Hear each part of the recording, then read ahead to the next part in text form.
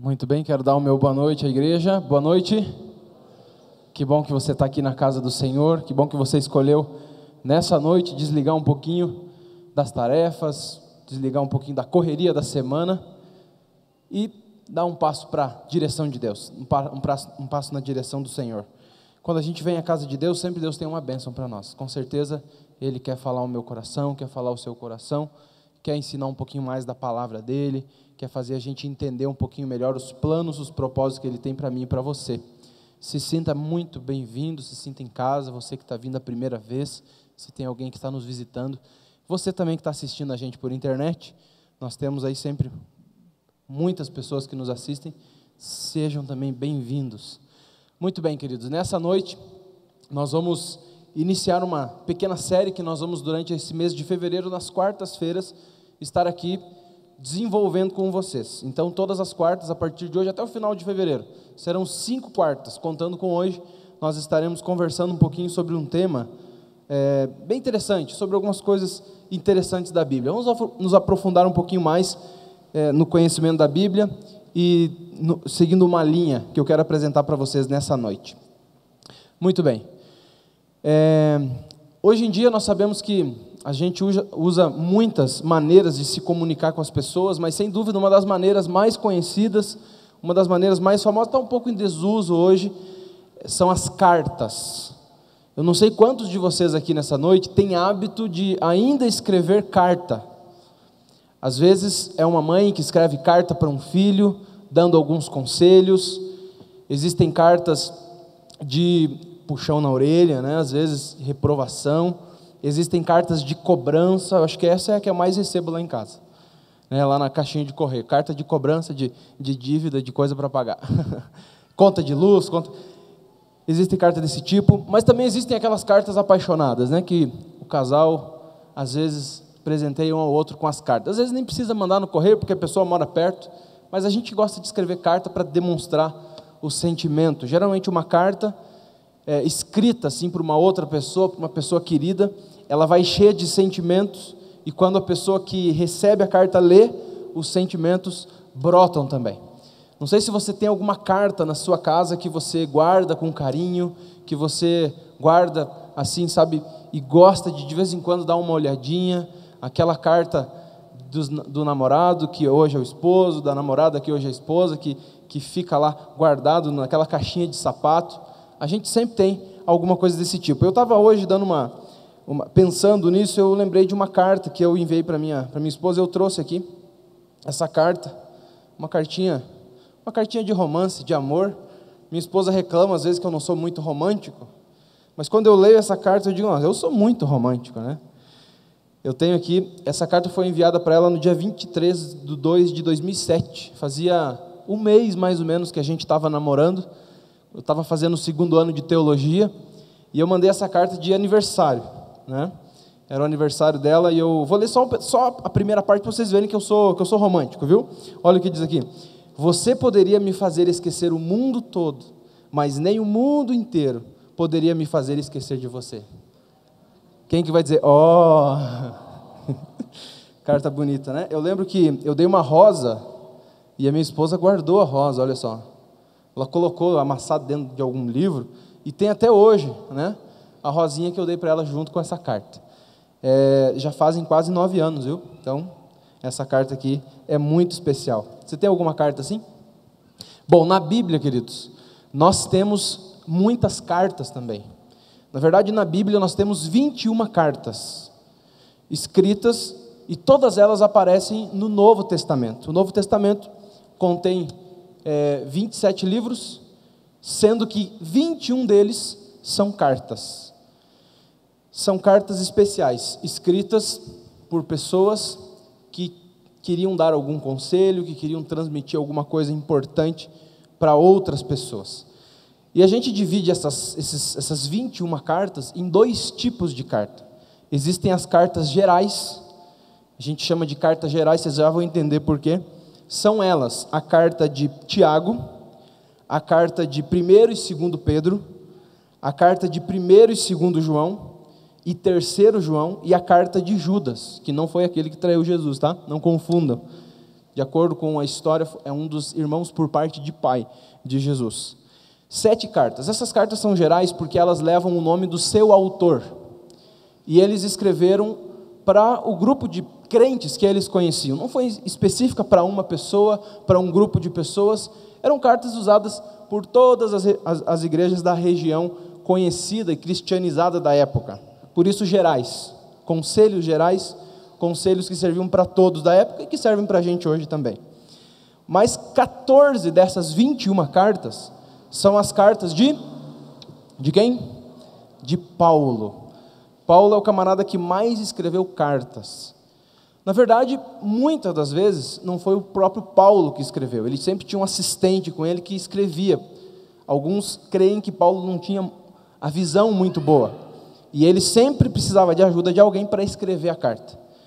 E essas cartas não levam o nome de Paulo, mas elas levam o nome para onde Paulo estava escrevendo a carta. Por exemplo, a gente tem aqui a carta aos Romanos, a carta, primeira e segunda carta aos Coríntios, a carta a Gálatas, a carta a Filipenses, a carta aos Tessalonicenses, primeira e segunda carta, aos Efésios, aos Colossenses, a Tito, a carta a Timóteo, primeira e segunda Timóteo, a carta a Filemão e a carta aos Hebreus, que alguns dizem não é bem uma carta, é um sermão, mas ela está dentro da classificação de cartas também. Algumas das cartas levam o nome da igreja que Paulo estava escrevendo.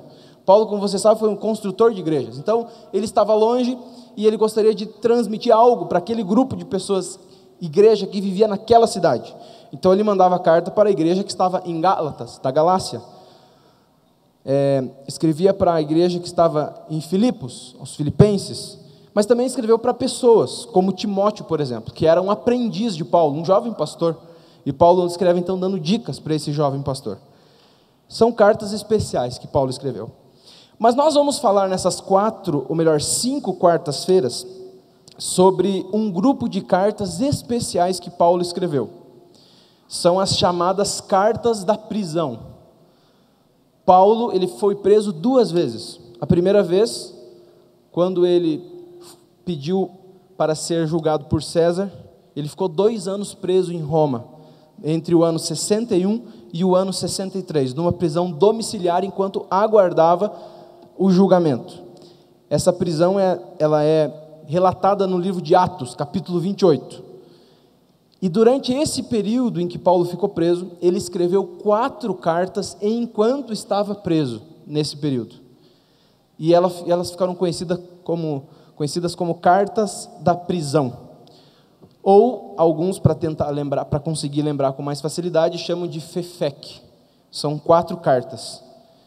A carta a Filemão, a carta a Filipenses, a carta a Colossenses e a carta aos Efésios. Então, 4 cartas especiais que Paulo escreveu dentro da prisão. Paulo, como a gente sabe, sofreu muito. E ele, durante 2 anos na prisão, poderia ter reclamado da vida, poderia ter se revoltado contra Deus, mas bem pelo contrário. O período que ele ficou preso, ele demonstra quem ele realmente era. E é por isso que essas cartas são muito especiais. E hoje eu quero conversar com você sobre a primeira delas, a menorzinha, a carta a Filemão. Abra a tua Bíblia em Filemão. Se você não cuidar, você vai passar pela página de Filemão. Na verdade, a gente poderia dizer que Filemão não é uma carta, é um bilhetinho, é de tão pequena que é. Não chega a ter 2 capítulos, são apenas 25 versículos. A carta que Paulo escreveu para esse camarada chamado Filemão. A gente vai dar uma olhadinha nessa carta hoje e entender o que Paulo queria com essa carta. Quais são as lições que ela oferece para nós? O que ela tem de interessante para mim e para você? E o que ela revela de tão importante no caráter desse homem que, mesmo preso, mesmo amarrado a um soldado, ele teve tempo para se preocupar com os outros e teve tempo para demonstrar quem ele realmente era. Filemão, conseguiu encontrar? Se você encontrou, diz um amém bem forte. Amém? Beleza. Se teve alguém aí, diz misericórdia, bem alto que eu dou uma misericórdia. Tem alguém? Ok, vamos ler, gente? Essa a gente consegue ler porque é bem curtinha. Vamos lá. Paulo, prisioneiro de Cristo Jesus, e o irmão Timóteo, ao amado Filemon. Bom, aqui você vê Paulo dizendo que ele estava junto com Timóteo, provavelmente foi Timóteo que escreveu, Paulo ditou a carta, e ele estava endereçando a esse homem chamado Filemon, também nosso colaborador, e a irmã Áfia, e a Arquipo, nosso companheiro de lutas, e a igreja que está na tua casa. Graça e paz a vós outros da parte de Deus, nosso Pai, e do Senhor Jesus Cristo. Dou graças ao meu Deus, lembrando-me sempre de ti nas minhas orações, estando ciente do teu amor e da fé que tens para com o Senhor Jesus e todos os santos, para que a comunhão da tua fé se torne eficiente no pleno conhecimento de todo o bem que há em nós, para com Cristo. Verso 7. Pois, irmãos, tive grande alegria e conforto no teu amor, porquanto o coração dos santos tem se reanimado por teu intermédio. Verso 8. Pois bem, ainda que eu sinta plena liberdade em Cristo, para te ordenar o que convém, prefiro todavia solicitar em nome do amor, sendo que sou Paulo, o velho, e agora até prisioneiro em Cristo Jesus. Sim, solicito-te em favor do meu filho, Onésimo, que gerei entre algemas. Ele antes te foi inútil, atualmente, porém, é útil a ti e a mim. Eu te envio de volta em pessoa, quero dizer, o meu próprio coração. Eu queria conservá-lo comigo, mesmo para, em teu lugar, me servir nas algemas que carrego por causa do Evangelho. Nada, porém, quis fazer sem o teu consentimento, para que a tua bondade não venha a ser como que por obrigação, mas de livre vontade. Verso 15. Pois acredito que ele venha a ser afastado de ti temporariamente, a fim de que o recebas para sempre. Não como escravo, antes muito acima de escravo, como irmão caríssimo, especialmente de mim, e com maior razão de ti, quer na carne, quer no Senhor. Verso 17. Se, portanto, me consideras companheiro, recebe-o, como se fosse a mim mesmo. E se algum dano te fez, ou te deve alguma coisa, lança tudo em minha conta. Eu, Paulo, de próprio punho o escrevo. Eu pagarei, para não te alegar que também tu me deves até a ti mesmo. Sim, irmão, que eu receba de ti no Senhor este benefício. Reanima-me o coração em Cristo. E agora o finalzinho, a conclusão, verso 21. Certo como estou da tua obediência, eu te escrevo, sabendo que farás mais do que estou pedindo. E ao mesmo tempo preparas-me também pousada, pois espero que por vossas orações vos serei restituído. Saúdam-te Epáfras, prisioneiro comigo em Cristo Jesus. Marcos, Aristarco, Demas e Lucas, meus cooperadores. A graça do Senhor Jesus Cristo seja com o vosso espírito. Legal, né? Rapidinho a gente lê um livro da Bíblia. Hoje você pode voltar para casa e dizer assim, hoje eu li um livro da Bíblia, né? O livro de Filemão. Esse livro é muito especial, queridos. Como vocês devem ter percebido, Paulo, através de Timóteo, ele escreve a carta para esse camarada chamado Filemão. Quem era Filemão? Filemão era um camarada, assim, um tanto rico. Era uma pessoa bem de vida, era uma pessoa que tinha uma posição boa na sociedade, era um camarada que provavelmente Paulo havia convertido, ele chama ele de filho na fé. Filemão vivia na cidade de Colossos, e Paulo diz aqui que na casa de Filemão existia uma igreja. Então provavelmente a igreja que existia na cidade de Colossos ficava na casa desse camarada aqui, Filemão. Ou seja, Filemão era um bom cristão também. Na época não existiam templos, não era livre fazer templos.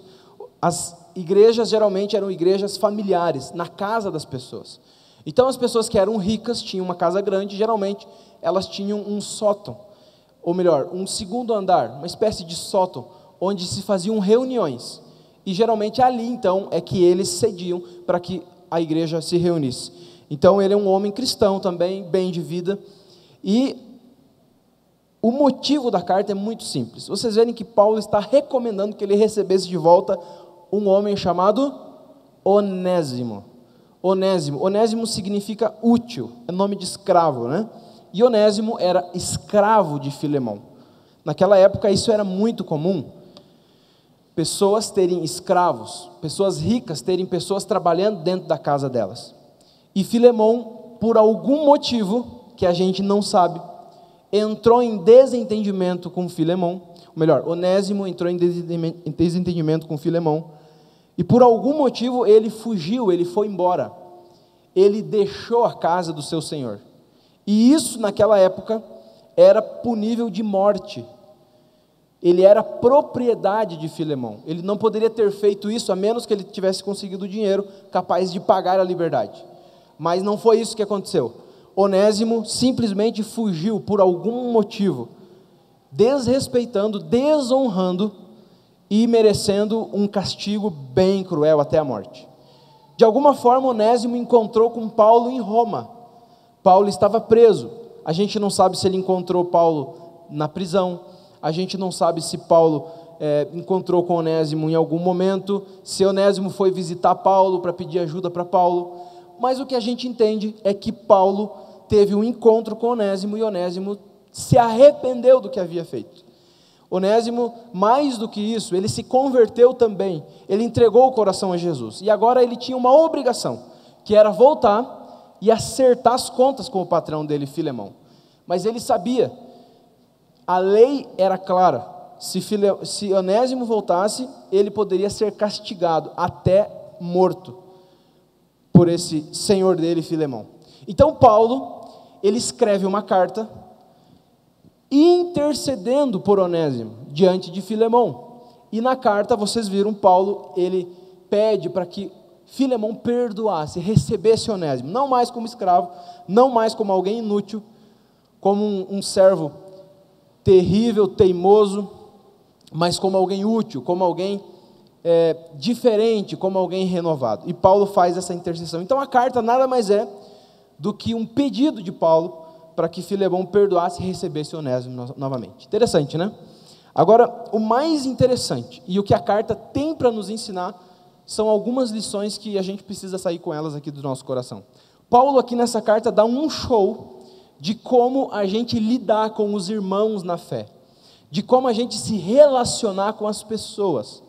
A maneira com que Paulo fala com Filemão, a maneira com que Paulo se dirige, como ele conversa, como ele pede, como ele, sabe, como ele está lidando aqui com a situação, ensina muito para a gente, de como um cristão, de como alguém pode lidar com os relacionamentos.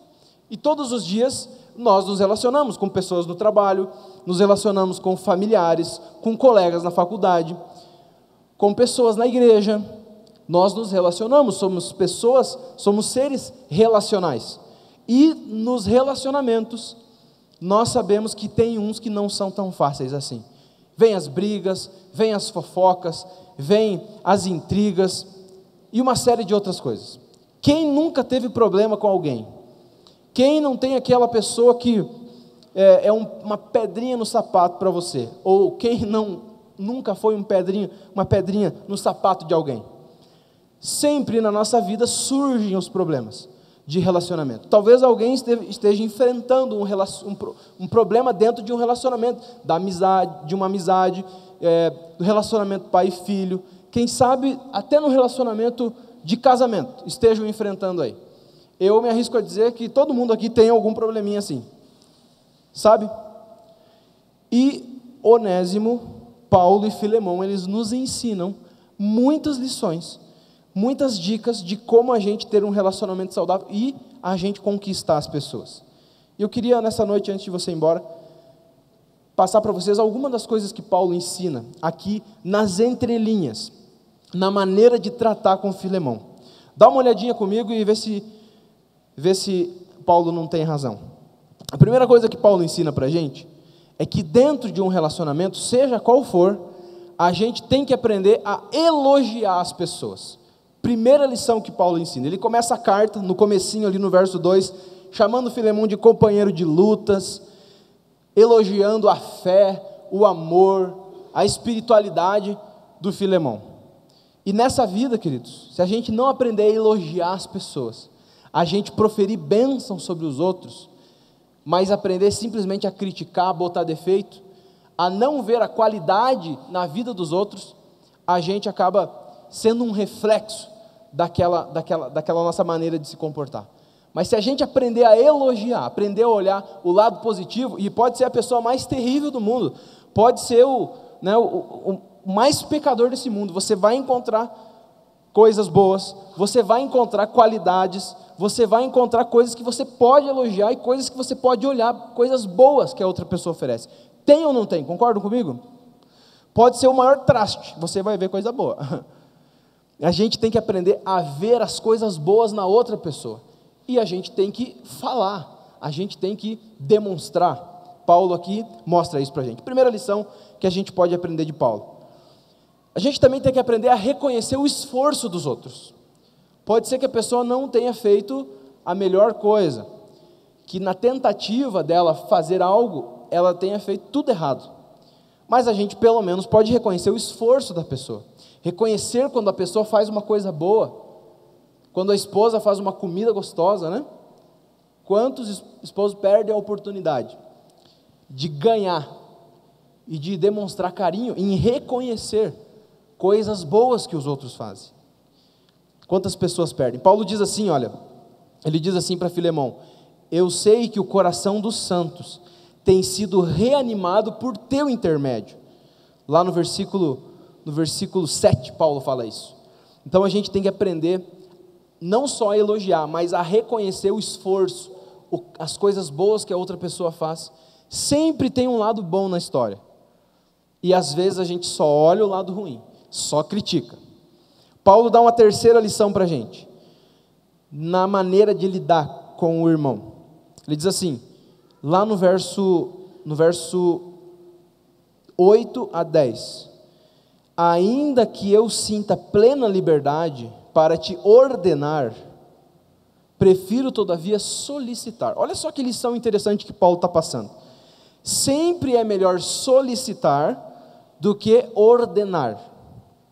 Não tem gente que é mandão, que tem mania de ficar mandando, que tem mania de ficar dando ordem, faça isso, faça aquilo. Não tem gente assim?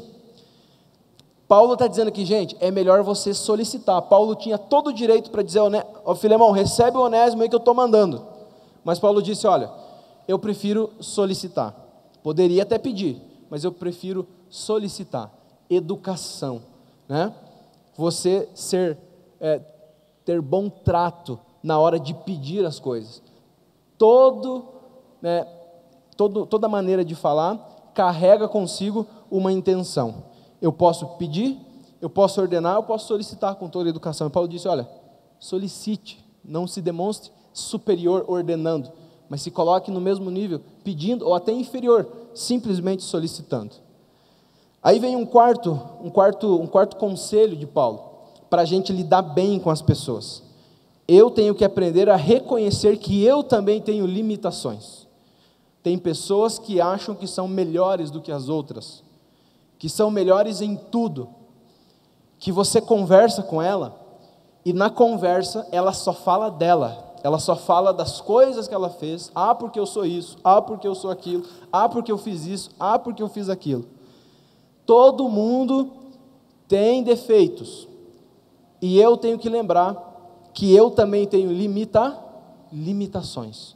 Eu não sou melhor que o outro, porque eu posso ser bom em uma coisa, mas em outras eu não sou. Paulo diz assim, sendo eu, Paulo, o velho, e agora até prisioneiro, lá no verso 9, reconhecendo as limitações. Paulo ainda dá mais uma dica. Ele diz assim, no verso 11, ele antes te foi inútil, falando de Onésimo, atualmente, porém, é útil. Ou seja, Onésimo era, num primeiro momento, complicado, teimoso, ruim de lidar, inútil. Mas Paulo aqui mostra que a gente tem que esperar o melhor da pessoa. Mesmo que a pessoa tenha defeitos e no passado ela tenha pisado na bola comigo, eu preciso dar uma segunda chance. eu preciso esperar o melhor da outra pessoa. Mesmo sabendo que nós me tinha feito algo desonroso, Paulo disse, olha, eu tenho certeza que agora ele vai ser melhor. Ele mudou. E a gente tem que crer nas pessoas. É verdade que tem gente que não muda, é difícil, mas a gente tem que crer em mudanças, a gente tem que crer que as pessoas podem, e nessa questão de eu esperar o melhor do outro, já é um motivo a mais para a outra pessoa conseguir vencer. Ainda Paulo dá uma sexta dica, ele diz assim que nós temos que nos colocar no lugar do outro, sempre nas relações, a gente julga de acordo com a nossa esfera, com aquilo que nós podemos ver, mas Paulo diz, se coloca um pouquinho no lugar do outro, seja altruísta, entenda porque ele agiu daquele jeito, e ele diz assim, eu te envio de volta em pessoa, quero dizer, o meu próprio coração, recebe-o como a mim mesmo. Paulo se colocava no lugar dos outros, sempre. Uma sétima dica, ética. Paulo sempre foi muito ético e moral. Ele disse assim para Filemão, no verso 13, eu queria conservá-lo aqui comigo, eu queria ter Onésimo do meu lado, poderia até ter feito isso, mas não quis fazer sem o teu consentimento, ou seja, ético. Ele poderia ter ficado com Onésimo para ele, mas antes ele mandou o camarada lá para acertar a situação dele para pedir para o Filemão. E muitas vezes nós não somos assim. Nós gostamos de puxar o tapete, de falar mal pelas costas, de passar na frente dos outros, de tomar o lugar. Paulo diz, filho, não faz isso, porque isso é um problema. Você vai sofrer lá na frente, você vai ser envergonhado. Sempre seja ético, não fale das pessoas pelas costas. Procure sempre ser honesto com os outros. Ainda vem uma oitava dica, diz assim, Paulo, no verso 16, ele diz assim, não como escravo, antes como irmão caríssimo. Não recebe ele mais como escravo lá do passado, mas como um novo irmão, como alguém que está diferente. Ou seja, perdoa, esquece das faltas do passado, esquece aquilo que ficou para trás. A gente tem a mania de perdoar, mas de ficar relembrando, das faltas. A pessoa pisou na bola de novo, você já perdoou, mas aí a gente, de novo fulano, de novo fazendo a mesma coisa. Ué, mas você já não tinha me perdoado? Deus, ele é assim, quando ele esquece, quando ele perdoa, ele esquece. A gente não, a gente fica andando sempre pisando em ovos. A pessoa fez errado no passado, ela pode fazer de novo. A gente dificilmente perdoa de verdade. E Paulo diz assim, filho, esquece das faltas do passado. Olha para a pessoa com um carinho diferente, como alguém que você está dando uma segunda chance, como alguém que você esqueceu mesmo do erro. Paulo diz assim, você também deve ser um servo. Antes de você ser servido, você tem que servir a outra pessoa. Não se aproxime esperando obter algo dela, mas sempre em oferecer algo. Se você fizer isso, você vai ser feliz.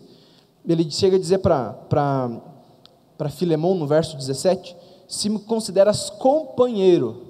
Paulo, como pai na fé, poderia ter uma atitude diferente, mas ele se coloca como alguém na mesma altura, na mesma posição, como alguém que está junto, como alguém que é servo, que não é superior. E por último, Paulo demonstra muito otimismo. É uma 10ª maneira da gente se relacionar bem com as pessoas. Ele fala assim, no verso 22, prepara-me pousada, pois espero que por vossas orações vos serei restituído. Ele estava preso, mas ele já estava dizendo para Filemão, prepara um lugarzinho para mim, que eu sei que por causa das tuas orações eu vou ser solto. E logo eu vou estar aí na tua casa, posando, tomando uma refeição. Então Paulo ele demonstrou aqui otimismo. Eu não sei se você gosta, mas conviver do lado de gente pessimista, que só reclama da vida, que só vê o lado negativo, que nunca vê vitória, mas que sempre vê obstáculo e dificuldade, não é fácil. Conviver com gente que reclama toda hora, é fácil ou é difícil? Paulo diz assim, gente, olha pelo lado positivo, seja otimista. Isso é bom para o relacionamento. A gente gosta de andar com gente que transmite fé, que transmite perseverança, que transmite, sabe, otimismo. Então Paulo aqui ele dá um show de como a gente poder se relacionar com as pessoas. Mas eu queria ressaltar um ponto especial. Você pode esquecer o que a gente falou até agora, mas a mensagem central de Filemão, que você tem que levar para a tua casa, que você tem que levar para o teu coração, é a seguinte. Paulo, lá no verso 18 e 19, eu quero ler esse pedacinho com vocês, para a gente fechar aqui com a mensagem central do livro de Filemão. Ele fala algo muito interessante, algo que revela algo especial, que estava no coração desse homem. No verso 18, ele diz assim, Filemão, eu estou pedindo para você aceitar o Onésimo. Eu sei que ele deve para você. E eu quero te dizer o seguinte, e se algum dano ele te fez, ou se te deve alguma coisa, lança tudo na minha conta. Eu, Paulo, de próprio punho escrevo, eu pagarei. Essa frase que Paulo fala, já dá para a gente sair daqui com uma mensagem importantíssima e não precisaria ter falado mais nada. Paulo aqui, ele está sendo uma espécie de Jesus. Em outro lugar, em outro texto da Bíblia, Paulo disse assim, já não sou eu quem vivo, mas Cristo vive em mim. Paulo falou isso. E aqui Paulo está demonstrando na prática que realmente ele não era mais Paulo, mas ele era Jesus vivendo nele. Paulo tinha se transformado numa espécie de Jesus. De acordo com a comunhão de Paulo, com a profundidade da comunhão que Paulo tinha com Deus, ele já tinha deixado de ser aquele homem que perseguia e complicado para ser uma espécie de Jesus. Olha o que ele fala, eu sei que Onésimo ele errou, eu sei que ele cometeu um crime terrível, poderia ser morto, mas ele está indo aí arrependido, e se ele deve alguma coisa, coloca na minha conta. Olha como Paulo estava acreditando nessa pessoa. Eu vou pagar. E agora Paulo, que não escrevia geralmente as suas cartas, ele diz, eu vou assinar aqui, eu, Paulo, escreveu com a própria mão, pagarei. Sabe, queridos, essa figura aqui, Paulo, Filemão e Onésimo, ela também é uma figura nossa. Nessa história, Paulo, ele está representando Jesus Cristo. Filemão está representando Deus, o Senhor, aquele que comanda, aquele que é o dono. E Onésimo está representando quem? Eu e você. Que erramos, que falhamos, que fazemos tantas coisas erradas, que somos teimosos, que somos às vezes maus servos, que damos vergonha para o nosso Senhor. Eu e você somos o Onésimo da história. E sabe, queridos, Deus, Filemão aqui, ele teria todo o direito de mandar um raio e acabar comigo e com você agora, se ele levasse em conta os nossos pecados. Você concorda comigo? Eu olho para a minha vida e eu digo, Senhor, misericórdia. Jesus poderia olhar e mandar um raio e destruir o Adriano agora. E a tua vida? Deus poderia ou não poderia? Mas aí Jesus, queridos, ele, o nosso grande intercessor, aquele que pleiteia a nossa causa, ele vai diante de Deus, o Filemão aqui da história, e ele diz assim, Filemão, o Adriano, a Márcia, o Paulo, o fulano, ele merece morrer, mas sabe, se ele deve, coloca na minha conta, eu pago. É assim que Jesus diz, amém? Jesus nunca desiste de nós. Paulo não desistiu do Onésimo. Jesus nunca desiste de nós, amém? Ele chega diante de Deus e ele intercede por nós. A Bíblia diz que nós temos um advogado junto ao Pai, o justo, Jesus Cristo. A Bíblia diz que Jesus foi o sacrifício perfeito. Quando Jesus morreu na cruz, ele disse, está pago, consumado.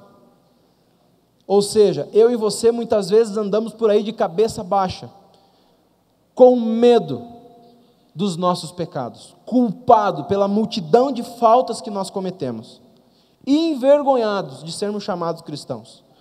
Mas nós temos um Jesus, que se apresenta diante de Deus, o nosso Senhor, e ele diz assim: fica tranquilo, meu filho Onésimo, bota aí, Deus, na minha conta eu pago. E eu e você podemos viver felizes de novo, podemos gozar novamente de plena alegria e felicidade, amém? Essa é a mensagem central do livro de Filemão, da carta a Filemão. Eu e você podemos sair daqui felizes e com toda a certeza do mundo. Temos um Deus que nos ama, temos um Deus que pleiteia a nossa causa. Você só precisa, queridos, se encontrar com esse Deus, assim como fez Onésimo, e dizer: eu estou arrependido, eu quero ser diferente. E esse Deus vai fazer todo o trabalho por você, amém? Vai fazer tudo o que precisa. Você só precisa confiar nele. Queridos, que eu e você possamos ser Paulos aqui nessa vida. Acreditar nas pessoas. Sermos servo, elogiarmos, nos colocarmos como inferiores. Sabe? Esperar o melhor. Mas que eu e você possamos ser um Onésimo também. Confiantes na intercessão do Pai. E confiantes de que o amor de Deus vai se revelar. E de que Ele vai nos aceitar. Amém? Eu quero fazer uma oração com vocês, para a gente ir para o restante dessa semana. Vamos fazer uma oração? Vamos ficar em pé? Pai querido, obrigado, Senhor, porque a Tua palavra, ela é muito ampla, Senhor. A Tua palavra é tão fantástica. Ela revela, Senhor Deus, pessoas normais, pessoas comuns, que um dia se entregaram à Tua influência. Paulo, Senhor, resolveu ter uma comunhão profunda contigo, a ponto de se transformar em um Jesus, a ponto de ser Cristo para muitas pessoas. Ele, Senhor Deus, acreditava nas pessoas, olhava para elas, não como alguém a ser derrotado, mas como alguém a ser amado, como alguém, Senhor Deus, superior, porque valia o sangue de Jesus, como alguém, Senhor, que tinha no olho a cruz de Cristo, como alguém, Senhor Deus, que valia o sangue de Jesus. Às vezes nós não tratamos bem os nossos amigos, os nossos irmãos, olhamos com indiferença, olhamos por cima, Senhor Deus, tratamos às vezes pior que um animal, mas o Senhor, operando no nosso coração, nos faz sermos pessoas como Paulo. Mas, Senhor, nós esquecemos que nós somos o Onésimo, e que na verdade, Pai, nós estamos em rebelião, fugimos do Senhor um dia, e todos os dias cometemos novos erros, estamos perdidos, mas a Bíblia também nos apresenta que o Senhor é o nosso advogado, trabalha por nós, e nesse momento nós queremos, como Onésimo, nos entregar nas Tuas mãos, e dizer: Senhor, transforma, muda, molda, nós queremos ser diferentes, queremos, Senhor Deus, ser aceitos, e nós recorremos ao Senhor Jesus, para que o Senhor interceda por nós, e pleiteie a nossa causa. Sabemos que o Senhor pagou a nossa dívida, e nosso Deus, Ele é bondoso para nos aceitar. Então, Senhor, saímos daqui com certeza, querendo cada dia mais nos relacionar mais contigo, e certo de que o Senhor é o nosso Pai, e que o Senhor nos aceita. Em nome de Jesus, abençoe essa igreja, essas pessoas. Eu não conheço o coração, mas o Senhor conhece. O Senhor sabe o que se passa. Quem sabe alguém vem essa noite com a cabeça baixa, pensando em desistir. Mas o Senhor, nesse momento, dá um sorriso, que na imaginação, que lá na mente, Senhor, essa pessoa possa sentir Deus sorrindo para ela. E ela possa sair daqui sabendo que é Onésimo, mas não aquele Onésimo rebelde, aquele Onésimo que foi aceito.